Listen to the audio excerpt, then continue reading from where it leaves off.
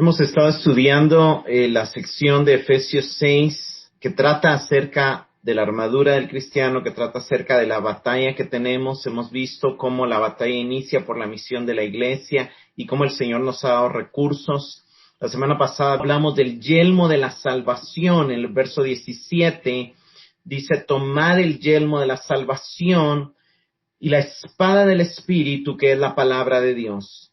Y una de las cosas que vale la pena resaltar es que esta armadura empieza con una parte mental, el entendimiento de las verdades del Evangelio, el entendimiento de la verdad, el entendimiento de la justicia como coraza, la justificación por la fe, el entendimiento del mensaje del Evangelio de la paz. Luego pasa a un aspecto de alguna manera más emotivo, que tiene que ver con que esa fe se arraigue en las emociones, en las creencias, en la cosmovisión, pero luego pasa a un aspecto práctico. Y el aspecto práctico básicamente tiene que ver con estas dos armas. El texto completo dice desde el verso 13: tomad por tanto la armadura de Dios para que podáis resistir en el día malo, y habiendo acabado todo, estad firmes. Estad pues firmes, ceñidos vuestros lomos con la verdad y vestidos con la coraza de justicia, calzados los pies con el apresto del evangelio de la paz. Sobre todo, tomad el escudo de la fe. Ahí ya hay un cambio a tomar el escudo de la fe con que podáis apagar todos los dardos de fuego del maligno. Pero en el verso 17 ese y tomad es imperativo, tiene más fuerza. Y dice: y tomad el yelmo de la salvación y la espada del Espíritu, que es la palabra de Dios. Entonces, la verdad, la justicia y la preparación para compartir el Evangelio están conectados con el entendimiento. La fe está conectado como del entendimiento. Algo pasa al ámbito de la convicción, pero el yelmo de la salvación y la espada del Espíritu son como del entendimiento. Las verdades pasan a través de la convicción a la práctica, a los pensamientos, a las palabras y a los actos. Y vimos que la parte práctica de la salvación tiene que ver con la dimensión presente, progresiva de la salvación, el ocuparnos de nuestra salvación, en el crecer de la salvación. Y ahí es muy importante el tema de oír la palabra, porque ella nos permite crecer para la salvación. Es muy importante apartarnos de lo malo, dejar la inmundicia, dejar las cosas pasadas, el despojarnos del viejo hombre, el renovar la mente. Todo eso tiene que ver con el tomar, el ponernos el casco de la salvación. Pero hoy nos vamos a enfocar en la última arma, que está indicada con una metáfora, porque vamos a seguir hablando la otra semana de la oración, que también obviamente está conectada con la actividad necesaria a hacer. Pero el verso 17 en su segunda parte dice: y, aunque no aparece tomad, es implícito, y tomad la espada del Espíritu, que es la palabra de Dios. Como sexta arma, Pablo está invitándonos a usar las Escrituras como el medio para vencer toda forma de ataque demoníaco. Al mismo tiempo, esta arma representa el llamado de Cristo a la iglesia para predicar el Evangelio. Esta acción es la que supone la principal forma de agresión contra el reino del mal. El Espíritu no solo nos ha dado las Escrituras, sino que nos da la palabra para que tengan ese máximo impacto, tanto defensivo como ofensivo, que es lo que vamos a estar estudiando en esta noche. La fuerza del imperativo tomad nos recuerda que esto requiere un mayor esfuerzo de nuestra parte. Las primeras tres armas nos protegerán siempre que, al comprender perfectamente las doctrinas de que la verdad autoritativa es Cristo y lo que ha revelado en su palabra, de la justificación por la fe por la cual somos aceptos ante Dios, y del Evangelio como un mensaje de paz y de reconciliación para con Dios y para con otros, estas verdades las protegemos recordándoles y aplicando fe a ellas con la decisión que tomamos de rechazar las mentiras y dudas que tratan de negarlas.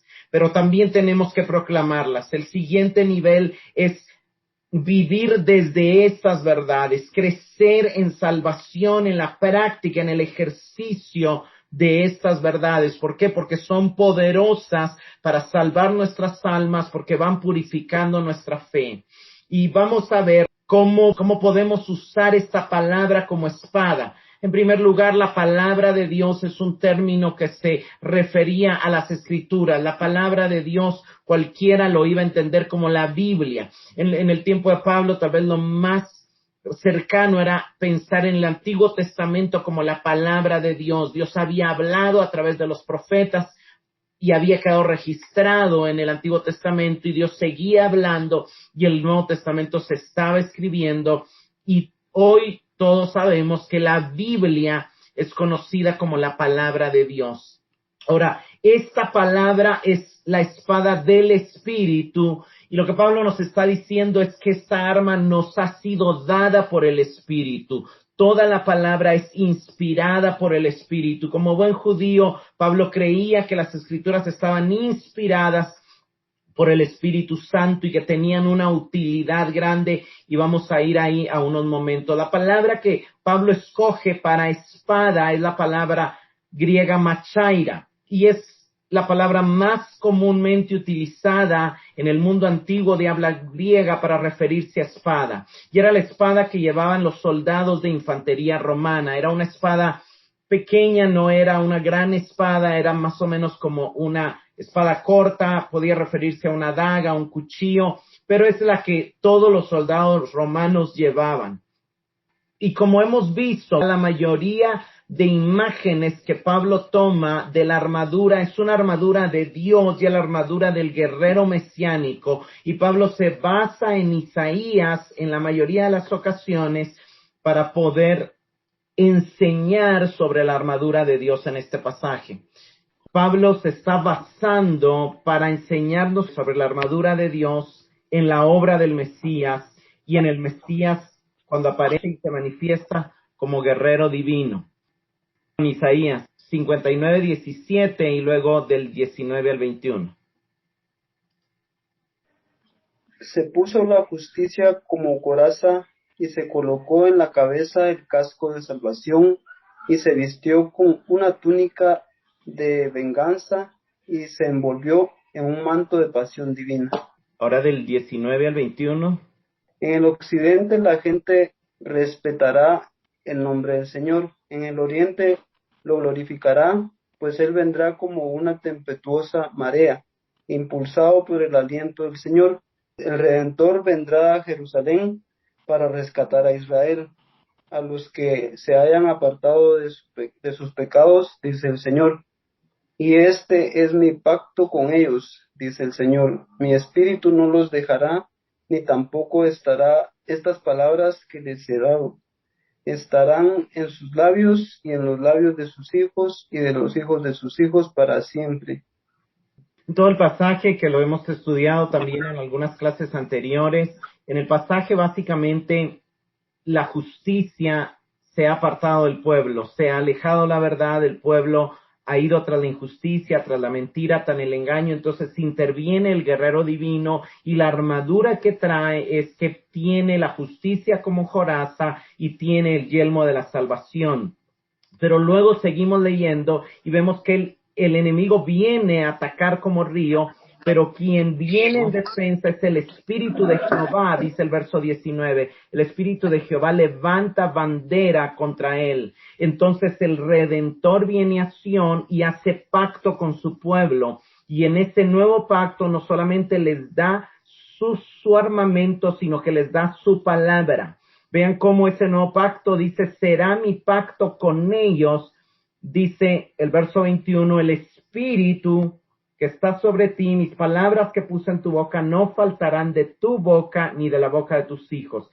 Entonces aquí se está refiriendo al nuevo pacto, lo está mencionando como un pacto futuro, no dice es mi pacto, sino dice será mi pacto y se fundamenta en que, como los demás pasajes del nuevo pacto nos enseñan, Dios pondría su espíritu en su pueblo. ¿Con qué objetivo? Con el objetivo de que las palabras de Dios también pudieran ser pronunciadas por su pueblo. Eso es maravilloso. Aunque aquí no se menciona el término espada, sí se menciona el espíritu y sí se menciona la palabra, que son las otras dos palabras que Pablo está usando en Efesios 6:17. La espada del espíritu es la palabra de Dios. Entonces Pablo está completando la metáfora de la armadura pensando en la espada y pensando también en este pasaje que lo que Dios iba a hacer era poner de su espíritu, pero no solamente de su espíritu, sino también de sus palabras en la boca de su pueblo. Dios anhela que nuestra palabra, nuestra boca hable su palabra y nos ha dado su palabra para que sea confesada por nuestra boca y sirva así como una espada tanto para defendernos como para atacar al enemigo. Vayamos a 2 de Timoteo 3, 16 y 17. Toda la escritura es inspirada por Dios y útil para enseñar, para redarguir, para corregir, para instruir en justicia, a fin de que el hombre de Dios sea perfecto, enteramente preparado para toda buena obra. La palabra, la escritura es la palabra inspirada de Dios y tiene una utilidad grande. Este pasaje podríamos tomar mucho tiempo, pero básicamente ayuda, número uno, para enseñar, número uno, para reprender o corregir. Para reprender es como para redarguir, luego para corregir es para mostrar el camino correcto y luego para instruir en justicia. Eso es para ya entrenar en la práctica, es como un entrenamiento donde ya no solo es teórico sino práctico. ¿A fin de qué? De que el hombre de Dios esté completo, dice una versión, o sea, perfecto, que pueda alcanzar lo que le falte y que pueda estar bien equipado, bien capacitado para toda buena obra. Hay una versión que me gusta mucho que dice: cada escritura ha sido escrita por el Espíritu Santo y te dará el poder mediante su instrucción y corrección, dándote la fuerza para tomar la dirección correcta y guiarte más profundamente en el camino de la piedad. Entonces serás un siervo de Dios plenamente maduro y perfectamente preparado para cumplir con cualquier asignación que Dios te dé. Y esta última parte, ¿verdad? Es la palabra la que nos equipa para cumplir con cualquier asignación y para derrotar cualquier ataque del enemigo que se presente. Pablo dice en Efesios 6:17, la espada que nos ha dado el Espíritu es la palabra de Dios. Y esto es algo que tenemos que entenderlo así. Esta palabra no la ha inspirado, la ha cuidado, ha tenido cuidado de ella el Espíritu Santo y es Él quien nos la explica, es Él quien nos la ilumina. Es Él quien nos muestra lo que dice. Lo interesante es el término que Pablo usa para decir es la palabra de Dios, usa el término griego rema. Hay dos términos que se traducen palabra en el griego, que es el logos, que es la palabra escrita o la palabra hablada o la palabra enseñada, y el rema. El rema tiene que ver con palabra hablada, tiene que ver con discurso. En el Nuevo Testamento, el término rema se utiliza con mucha más frecuencia para palabras habladas, pero también se traduce en algún momento como una afirmación o como una declaración. También es un dicho específico acerca de algo. Puede ser una confesión específica o una expresión concreta acerca de algo que está en la Biblia, de una verdad. Y uno de los ejemplos que vemos en la Biblia, que lo voy a nada más mencionar, es la confesión cristiana: Jesús es Señor. La confesión, cuando se confiesa Jesús es Señor, como se está confesando y como se está hablando y si se está diciendo desde la verdad, esa es una palabra rema. Y normalmente era una palabra que en la iglesia primitiva y en la iglesia histórica es una palabra, es una confesión que precede al bautismo. Los creyentes debían de confesar Jesús es Señor antes de ser bautizados en agua. ¿Por qué? Porque, en primer lugar, para la gente de ese entonces, Jesús es Señor, o decir Jesus is Kyrios, era como decir Jesús es Jehová, por un lado, porque el Jehová en la Septuaginta se traducía con el término Kyrios, y por otro lado era decir es mi autoridad, es mi jefe, porque el dueño de esclavos también tenía el nombre de Kyrios. Entonces representaba bíblicamente tanto autoridad como divinidad. Entonces decir Jesús es Señor era reconocer que Él era Dios y también era reconocer que Él era ahora el nuevo jefe, la nueva autoridad a quien habríamos de seguir y de obedecer. Algo interesante en la carta es que la carta usa la palabra rema en Efesios 5:26 cuando habla de que Cristo como cabeza de la iglesia ha adquirido a la iglesia para santificarla, habiéndola purificado por el lavamiento del agua con la palabra, con la rema de Dios. O sea, Cristo sigue hablando a su iglesia a través de su palabra, a través de la voz de los ministros, y de esa manera Él está purificando a su iglesia. Vayamos a Romanos 10, 8 y 9. Mas, ¿qué dice? Cerca de ti está la palabra en tu boca y en tu corazón, es decir, la palabra de fe que predicamos. Que si tú confiesas con tu boca a Jesús por Señor y crees en tu corazón que Dios le resucitó de entre los muertos, serás salvo. Es bien claro, y aquí, si lo leemos en el griego, dice, cerca de ti está la rema. Esta es la rema, esta es la confesión, esta es la declaración, esta es la palabra hablada que está cerca de ti que predicamos. Qué cosa que si confesares con tu boca que Jesús es el Señor. En otro pasaje, en 1 Corintios 12:3, Pablo dice que nadie puede llamar a Jesús Señor si no es por el Espíritu. Entonces, es algo interesante. Nadie puede reconocer la autoridad y la divinidad de Cristo si el Espíritu Santo no le abre los ojos, no le da nueva vida, no le da la iluminación. Luego, en Filipenses 2, 10 y 11, Filipenses 2, la primera parte, Pablo nos cuenta de la humillación de Cristo y de su exaltación y cómo Dios la ha puesto en alto para que en el nombre de Jesús se doble toda rodilla y toda lengua confiese que Jesucristo es el Señor. Es la misma confesión. Jesús es el Señor. Este es un ejemplo de una palabra rema. De alguna manera podríamos decir que cuando el logos, cuando la letra, cuando lo que está escrito es leído y hablado y escuchado desde la naturaleza espiritual, pasa a ser rema. Otra manera de entenderlo es que cuando las verdades que están en la palabra se han entendido de tal manera que se puedan expresar en afirmaciones claras, concretas, en confesiones claves, han pasado a ser rema. Y esto es bien interesante porque cuando nosotros vemos la Escritura y vemos la Septuaginta, que era una Biblia que Pablo ha estado citando en este estudio a los Efesios, en todo el libro, la palabra rema aparece en la Septuaginta en uno de los pasajes muy famosos de Isaías 48, dice, se seca la hierba y la flor se marchita, pero la rema de nuestro Dios permanece para siempre. Otro de los lugares donde aparece es en los profetas, por ejemplo, en Jeremías 1:1 dice la Septuaginta, la rema de Dios a Jeremías, vino la palabra de Dios a Jeremías, pero Jeremías escuchó la voz hablada de Dios.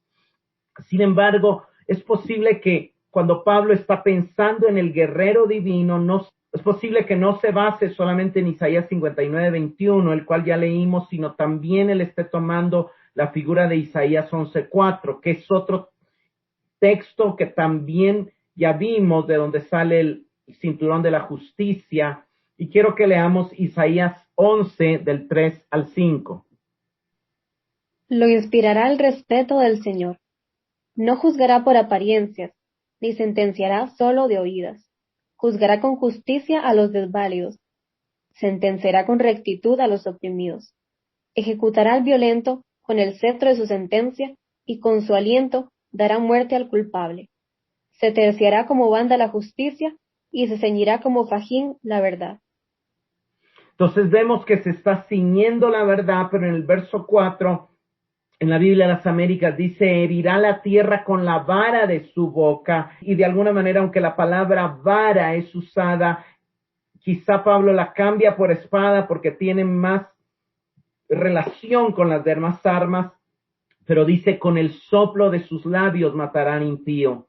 Y básicamente, el comentarista Moiter dice, la vara de su boca y el aliento de sus labios son una forma abreviada de referirse al hecho de que él está pronunciando una palabra. El rey no necesita otra demostración de poder y ninguna otra arma de imposición que la simple palabra que habla. Esto es bien interesante porque de aquí Apocalipsis nos va a mostrar a Cristo viniendo en su segunda venida con una espada que sale de su boca y no necesita pelear. En la tierra vemos a la bestia, al falso profeta y a todos los ejércitos queriendo pelear contra ellos, pero cuando él habla su palabra, la bestia y el falso profeta quedan apresados y los demás quedan muertos. No necesita necesita haber una guerra porque la palabra de su boca es suficiente para demostrar su poder. Y luego dice, y el espíritu, el soplo, el aliento de sus labios es una fuerza invisible y poderosa. Cuando se está haciendo referencia aquí al Espíritu del Señor, hay constantemente esta sugerencia de ese poder que el Espíritu tiene para transformar, para imponer la voluntad y el orden divino de las cosas. La Biblia nos dice, cuando en el Salmo 33:6, cuando relata la creación, dice, por la palabra de Jehová fueron hechos los cielos y todo el ejército de ellos por el soplo, por el aliento, por el espíritu de su boca. Entonces vemos cómo la Trinidad estaba involucrada en la creación, pero el poder del Espíritu se movía sobre las aguas y estaba creando conjuntamente con la palabra de Dios, que es el verbo por el cual también nos dice Colosenses que fueron creadas todas las cosas. Lo que básicamente nos muestra este pasaje es que hay un gran poder escondido en la palabra. Imagínense que solo dijo Dios, sea la luz, y fue la luz. Solo dijo Dios, produzca la tierra hierba verde, y mire usted cuántas diversidades de fauna nos rodean. Solo dijo Dios, produzca la tierra animales, y cuánta cantidad de flora y de fauna nos rodea es impresionante, ¿verdad? El poder de la palabra es impresionante, y la palabra del Rey está llena de eficacia divina. De hecho, la mayoría de señales que Jesús hizo se produjeron también por medio de su palabra. A los demonios les dijo, sal fuera, al viento le dijo, calla, enmudece, a la hija de Jairo le dice talita cumi, que es niña, levántate, a Lázaro le dice, Lázaro, ven fuera. El poder de la palabra es impresionante. Veamos otros pasajes, Juan 6:63. El espíritu es el que da la vida, la carne para nada aprovecha. Las palabras que yo les he hablado son espíritu y son vida. El espíritu es el que da vida. Jesús ha estado hablando de que coman su carne y beban su sangre, pero luego dice, pero no se confundan, no, la carne no es la que aprovecha para nada. Yo estoy enseñando en una forma metafórica y quiero que entiendan que es el espíritu el que da vida.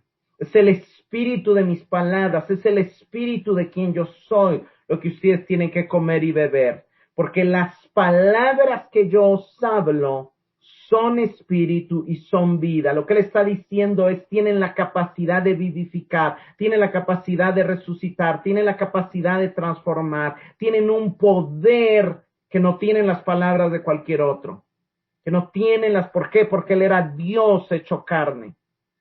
Apocalipsis 1:16. Tenía en su diestra 7 estrellas, de su boca salía una espada aguda de 2 filos, y su rostro era como el sol cuando resplandece en su fuerza. Amén. Vemos cómo aparece Cristo resucitado con una espada aguda que sale de su boca, una espada aguda de 2 filos. Ese es el poder de la palabra, el poder de la palabra de Dios. Cristo está hablando y sigue hablando, y esa es la imagen que Juan nos quiere mostrar. Lo vamos a ver varias veces en Apocalipsis, por causa del tiempo no vamos a ir a todas, pero en el 2:12 se presenta a la iglesia de Pérgamo como el que tiene la espada aguda de 2 filos, y el problema de Pérgamo es que estaban tolerando falsas doctrinas.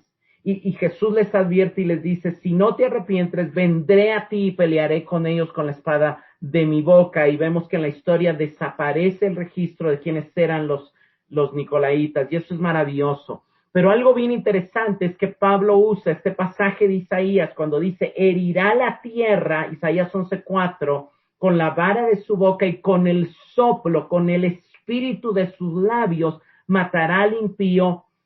Pablo está aquí mostrando cómo el Mesías, como guerrero divino, ofrece su poder y sus armas a su pueblo para la guerra presente. Pero hay una guerra al fin de los tiempos contra los enemigos que ha empezado y que la iglesia está peleando, pero que va a culminar con una derrota contundente del enemigo al final de la historia. Y de esto nos habla 2 Tesalonicenses 2:8. Y entonces será revelado ese inicuo, quien el Señor matará con el espíritu de su boca y destruirá con el resplandor de su venida. Vemos que al final de la historia Cristo regresa en su segunda venida y él termina la guerra matando con el espíritu de su boca a este inicuo, a este movimiento de error que va a gobernar los últimos tiempos, y destruirás todas sus obras con el resplandor de su venida. Las palabras que él habló, las palabras que él habla son espíritus, y lo que matará al impío, lo que matará al inicuo, lo que matará el mover de engaño del último tiempo será la palabra de Dios, y será Cristo mismo en su segunda venida. Ahora, ¿cómo usar? ¿Cuáles son las funciones de esta rema de Dios que funciona como la espada del Espíritu? Y quiero explicar las dos funciones principales. La primera función se refiere a la posición defensiva de la espada, y la segunda, obviamente, a la posición ofensiva, empezando con la primera función de la espada como posición defensiva, que se toma de los persistentes y variados ataques del maligno. Tiene que ver con la explicación relevante de las Escrituras a cada situación de una tentación. Y el mejor ejemplo es cuando Jesús fue tentado en el desierto. Jesús usó dichos cortos, dichos específicos, verdades concretas acerca de Dios, remas habladas de Dios. Y esto tiene que enseñarnos, hermanos, que necesitamos saber qué dice Dios específicamente acerca de ciertas tentaciones, acerca de ciertas batallas, acerca de ciertas luchas.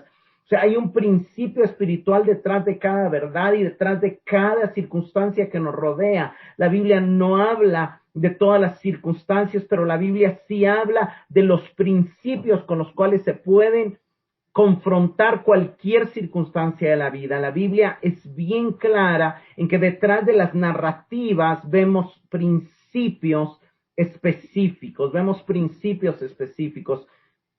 Algunos de ustedes reciben un devocional que yo mando todos los días. Yo pongo un pasaje del Antiguo Testamento y la segunda parte yo empiezo con un principio específico. Por ejemplo, el de hoy era Dios sanó nuestra incapacidad. Ya ese es un principio específico. Ya si estamos en el nuevo pacto, ya no tenemos una limitación hacia el acceso a la verdad. Ya Dios nos abrió los ojos, ya Dios nos dio recursos. Entonces, esos principios específicos es importante irlos absorbiendo, porque con eso venceremos a Satanás. Cuando conozcamos la palabra y cuando conozcamos esos principios específicos y obviamente dónde están registrados en la Escritura. Uno de los comentaristas dice, el capitán de la salvación estableció el ejemplo una y otra vez, y una tercera vez repelió el asalto del príncipe de la oscuridad con citas breves y sencillas de las Escrituras. Salmo 119:11. En mi corazón he guardado tus dichos para no pecar contra ti. En mi corazón he guardado, he atesorado tu palabra. O sea, es alguien que está leyendo, que está meditando, que está memorizando la Escritura. ¿Por qué? Porque sabe que eso va a ser una defensa para que cuando venga la tentación él pueda decir, escrito está, y no pecar contra el Señor. Salmo 37:31. La ley de Dios está en su corazón y sus pies jamás resbalan.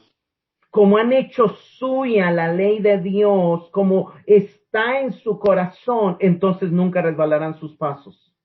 Eso les evita, es un arma defensiva, les evita resbalar, les evita pecar. Isaías 51:7. Presten atención, ustedes que conocen la justicia, el pueblo en cuyo corazón está mi ley. No tengan temor de la afrenta del hombre, ni se turben por sus blasfemias.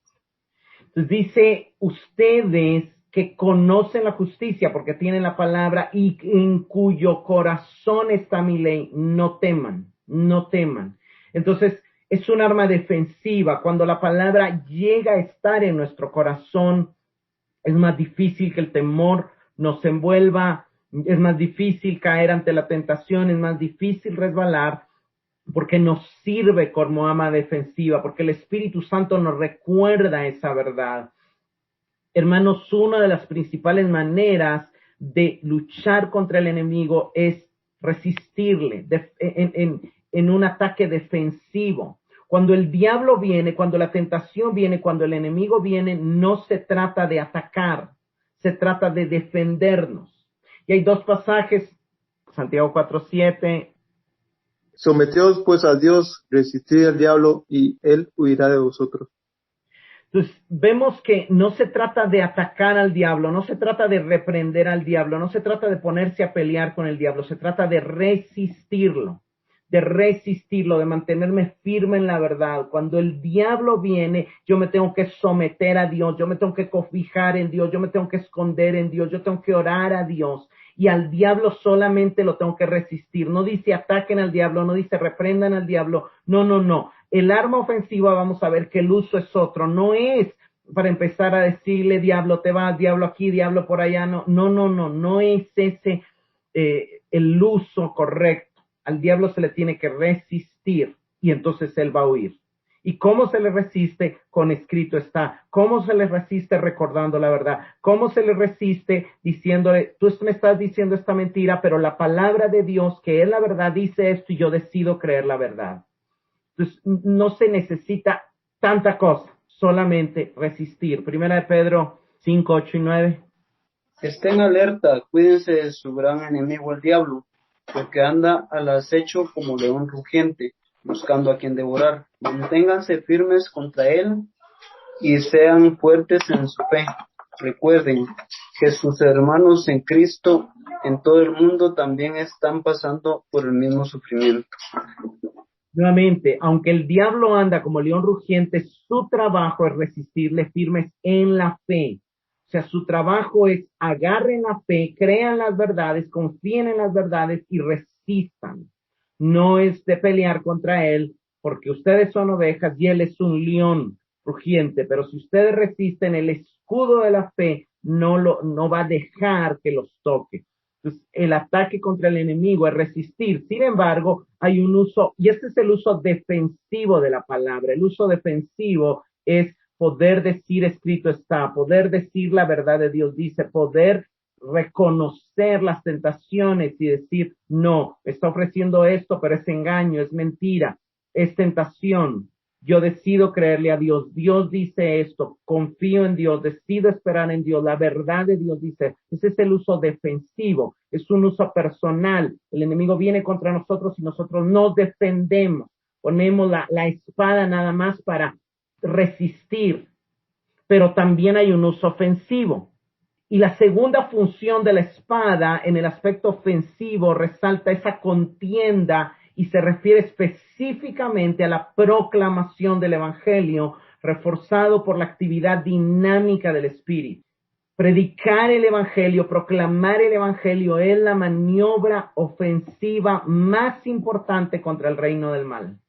O'Brien dice esto cuando hace referencia a los fieles proclamando el evangelio en el reino de la oscuridad para que los hombres y mujeres esclavizados por Satanás puedan escuchar esta palabra liberadora y dadora de vida y ser liberados de su sujeción. Hermanos, el arma ofensiva solamente se usa cuando hay otra persona, no nosotros, que está siendo oprimida por el enemigo. Entonces el ataque no es contra la persona, sino contra el pecado que se adhiere a ella. El ataque no es contra la persona, sino contra la mentira que se cobija en su mente. Si la serpiente viene hacia nosotros a atacarnos, lo que nosotros nos toca hacer es usar el escudo de la fe, la palabra como algo defensivo, pero si la serpiente está enrollada en alguien más y lo está matando, ahí sí nos toca usar la espada de forma ofensiva y usar la espada para cortar no a la víctima, sino a la serpiente que está matando a la víctima. El uso ofensivo de la espada está ligado a la predicación del evangelio. Es bien interesante porque en el evangelio de Mateo, cuando termina la introducción y en el capítulo 4 ya empieza el ministerio de Jesús, lo primero que Mateo nos muestra son las tentaciones. En Mateo 4, del 1 al 11, nos muestra cómo Jesús usa la espada de forma defensiva, diciendo 3 veces, escrito está, escrito está, escrito está. En el verso 11 nos dice claramente que el diablo entonces le dejó y vinieron ángeles y le servían, pero inmediatamente después, en el verso 17, dice que desde entonces Jesús comenzó a predicar Se empezó a llevar luz a donde hay oscuridad. Empezó a anunciar libertad, a anunciar salvación, a anunciar el reino, a decir arrepentíos porque el reino de los cielos se ha acercado. Y aunque Mateo lo usa en el Evangelio de Marcos, es bien claro, y en el capítulo 1 del Evangelio de Marcos vemos varios ejemplos de cómo Cristo usó la espada, usó la palabra de forma ofensiva. Empecemos en Marcos 1:15. Diciendo: el tiempo se ha cumplido y el reino de Dios se ha acercado. Arrepentíos y creed en el Evangelio. ¿Qué está haciendo Jesús? Jesús está dando un golpe contra el pecado del pueblo, contra la incredulidad del pueblo, pero también contra la desesperanza del pueblo. La palabra el tiempo se ha cumplido es no pierdan la esperanza, ya el Mesías está aquí, el reino de Dios se ha acercado es que la desesperanza se deje, arrepentíos es hay pecado en ustedes. Hay pecado en ustedes y yo vine para sacarlo a luz. Creed en el Evangelio. Es un pecado, es un golpe a la incredulidad. Entonces está atacando la desesperanza, el pecado y la incredulidad. ¿Para qué? Para que esa gente sea libre. Saltemos al verso 17, Marcos 1:17. Y les dijo Jesús: venid en pos de mí y haré que seáis pescadores de hombres. ¿Qué pasaba con estos pescadores? Tenían falta de destino, tenían falta de propósito y Jesús está usando la espada y les está diciendo: yo les doy propósito a su vida, yo les doy sentido a su vida. Vengan en pos de mí porque yo los haré pescadores de hombres. Es un uso ofensivo de la espada, dándole identidad a aquellos que tenían falta de identidad. Entonces la espada no solamente se usa para resistir, sino se usa para atacar aquello que está esclavizando al pueblo. Saltemos al verso 25, Marcos 1:25. Pero Jesús le reprendió diciéndote: cállate y sal de él. Entonces ahí Jesús le está hablando con autoridad al demonio. Y ahí está golpeando la esclavitud del endemoniado. Está echando fuera al demonio y le está diciendo: cállate y sal de él. Está usando ofensivamente la espada para traer libertad al que estaba endemoniado. Marcos 1:38. Él les dijo: vamos a los lugares vecinos, para que predique también ahí, porque para esto he venido. ¿Qué está golpeando Jesús con esta declaración? Las falsas expectativas que tenían de él. Él no venía principalmente para hacer milagros, él no venía principalmente para ser un líder político. Él les está diciendo: la razón por la cual yo vine es para predicar. Mi primera misión y mi principal trabajo es predicar. Yo tengo una espada que usar ofensivamente y la manera más efectiva de usarla es predicando. Así que vamos a ir a otros lugares para predicar ahí. Terminemos en Marcos 1 con Marcos 1:41. Y Jesús, teniendo misericordia de él, extendió la mano y le tocó, y le dijo: quiero, sé limpio. Este hombre era leproso, él estaba rechazado por la sociedad, él estaba condenado a la desolación, al aislamiento, a la muerte, se estaba muriendo, su piel se estaba cayendo, y llega donde Jesús y le dice: si quieres puedes limpiarme. Y Jesús golpea el rechazo, golpea la condena al aislamiento, golpea la muerte en la vida de este hombre y le dice: quiero que seas limpio, sé limpio. El uso de Jesús, de su discurso, si ustedes ven, cada vez que Jesús habló, fue para destruir una obra de las tinieblas, fue para destruir una obra del enemigo, fue para traer libertad, fue para traer sanidad, fue para traer perdón, fue para traer restauración. Fue para traer verdad. ¿Por qué? Porque el uso de la espada es destruir la mentira con la verdad. Otro de los ejemplos es en Mateo 5, encontramos 5 veces, 21 y 22, 27 y 28, 31 y 32, 38 y 39 y 43 y 44 de Mateo 5. 5 veces empieza Jesús diciendo: oísteis que fue dicho. pero yo os digo, ustedes entendieron esto como una mentira, no tienen el entendimiento correcto, pero yo les traigo la verdad. Yo vengo a desplazar la mentira para establecer la verdad. Eso es a lo que se refiere 2 Corintios 10, 4 y 5, destruir fortaleza y toda altivez que se atreve a negar la verdad y el conocimiento de Dios. Y hermanos, para poner ejemplos aquí, cuando tú le dices a alguien que se siente que no vale, que no tiene identidad, le dices, es mentira que no vales, Cristo derramó su sangre por ti, estás usando la espada de manera efectiva. O por ejemplo, a un religioso, tú llegas y le dices, nunca vas a entrar al cielo haciendo buenas obras, solo Cristo salva, también estás usando la espada de forma efectiva. O cuando ves que alguien está siendo engañado y llegas y le dices, está siendo engañado, la palabra no enseña eso que te enseñaron a ti, también es el uso de la espada del Espíritu.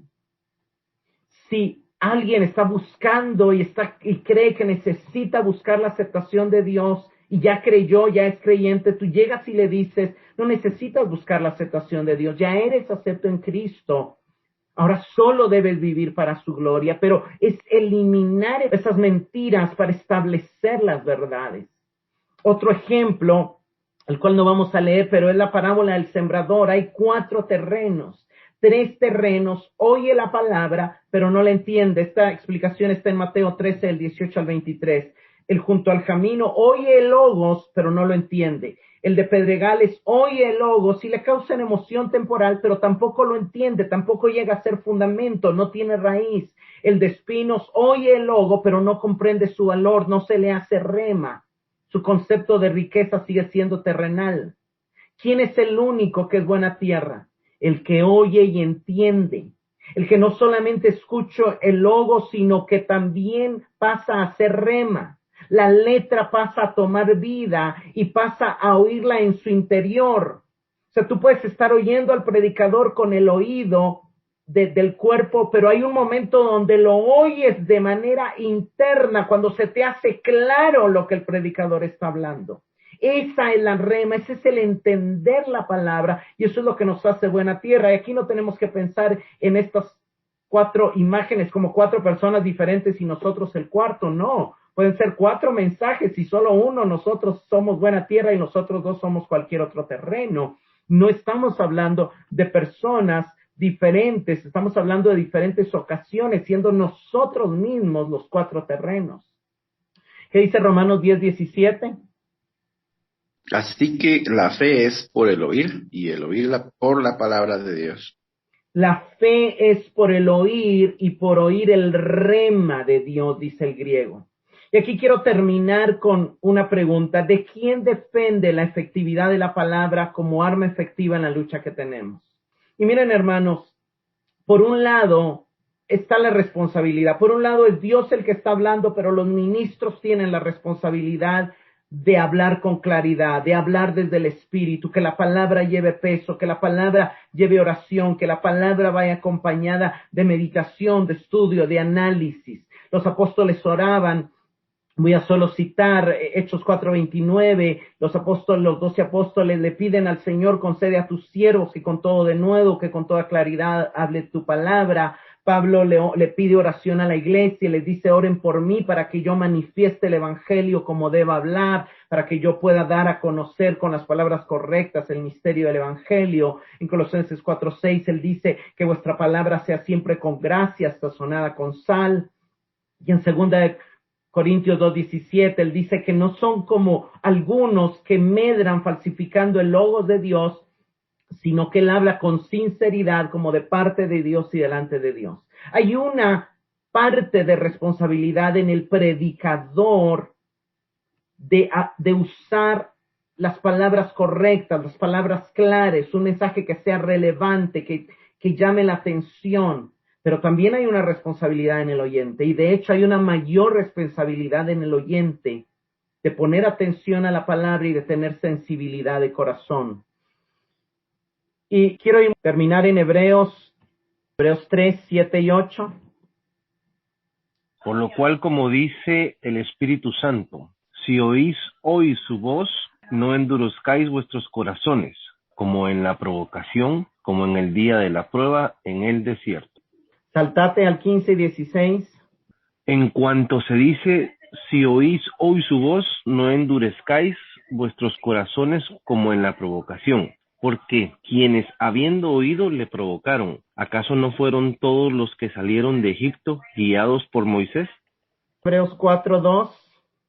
Porque también a nosotros se nos ha anunciado la buena nueva como a ellos, pero no les aprovechó el oír la palabra, por no ir acompañada de fe en los que la oyeron. Saltémonos al verso 7, Hebreos 4:7. Otra vez determina un día, hoy, diciendo, después de tanto tiempo, por medio de David, como se dijo, si oyereis hoy su voz, no endurezcáis vuestros corazones. Terminemos con Hebreos 4, del 11 al 13. Procuremos, pues, entrar en aquel reposo para que ninguno caiga en semejante ejemplo de desobediencia, porque la palabra de Dios es viva y eficaz, y más cortante que toda espada de 2 filos, y penetra hasta partir el alma y el espíritu, las coyunturas y los tuétanos, y discierne los pensamientos y las intenciones del corazón. Y no hay cosa creada que no sea manifiesta en su presencia. Antes bien, todas las cosas están desnudas y abiertas a los ojos de aquel a quien tenemos que dar cuenta. Vemos claramente, 3 veces está citando el Salmo 95 del 7 al 11. En Hebreos 3 del 7 y 8 dice, si oyereis su voz, no endurezcan sus corazones. Lo vuelve a decir en el 15, si oyeren hoy su voz, no endurezcan sus corazones. Lo vuelve a decir en el 4:7, si oyen hoy su voz, no endurezcan sus corazones. Y en el 4:2 dice, señores, hay gente a la que Dios mismo le habló. Oyeron la voz de Dios de manera directa, pero ¿saben qué pasó? No les aprovechó. En el verso 2 dice, porque no la acompañaron de fe los que la oyeron. O sea, oyeron el Logos, pero como no lo creyeron, no lo analizaron, no meditaron en él, no le agregaron fe, no pasó a ser rema. Y luego muestra cuán poderosa es la palabra y ¿saben por qué él menciona que la palabra de Dios es viva y eficaz? Porque está diciendo, señores, la palabra, el logos de Dios, es esa machaira, la espada, es la misma palabra que usa Pablo en Efesios 6:17 para hablar de la palabra, es viva y eficaz. Y aún siendo viva y eficaz, si ustedes no le agregan fe, puede ser no provechosa para ustedes. Si ustedes endurecen su corazón, puede ser que no entren al reposo, puede ser que no disfruten de la salvación tan grande que hemos recibido. Hermanos, la salvación, no podemos pensar en la salvación, ya lo dije la semana pasada, ni como un boleto para llegar al cielo, ni como de algo de lo que ya nos graduamos. Es una carrera que empezamos, en la cual vamos avanzando y en la cual en la medida que crecemos más, vamos a alcanzar un mayor nivel de plenitud de vida, de conexión con Dios, de victoria sobre el enemigo. Pero la fe es importantísima, la atención es importantísima. La palabra de Dios es viva y eficaz y penetra hasta separar el alma y el espíritu, las coyunturas y los tuétanos, discerniendo los pensamientos y las intenciones del corazón. Y no hay nada oculto. Todo está desnudo y abierto. Por lo tanto, termina el verso 14. Debemos aferrarnos a la fe, retengamos firme nuestra fe.